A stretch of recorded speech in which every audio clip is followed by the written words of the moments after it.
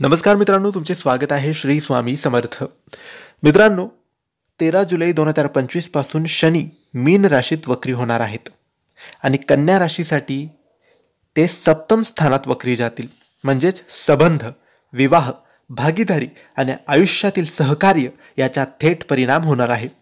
हे 137 दिवस कन्या राशीच्या लोकांसाठी भावनिक व मानसिक परीक्षा घेणारे ठरणार आहेत.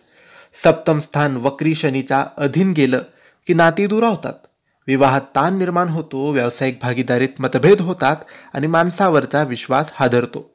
कन्या राशीचे लोक अत्यंत परिपूर्णतेचा पाठपुरावा करतात, पण जेव्हा समोरचा व्यक्ती आपली अपेक्षा पूर्ण करत नाही तेव्हा तेच नातं अस्वस्थ होऊ लागतं.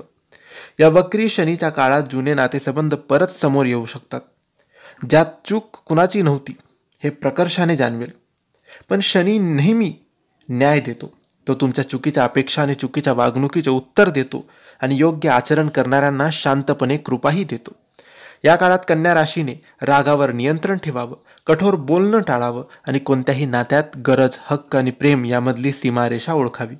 विवाह इच्छुकांसाठी हा काळ स्थिरतेसाठी अडथळा ठरू शकतो, पण आत्मपरीक्षण आणि मनशुद्धीच्या आधारे नात्यांना नवी दिशा मिळू शकते. व्यवसायात भागीदारीतून वाद संभवतात, त्यामुळे कोणत्याही निर्णयात काळजी घ्या. शनी वक्री असताना सप्तम स्थानात संयम, मूक सेवा आणि नम्रता यानेच यश मिळवणं शक्य आहे.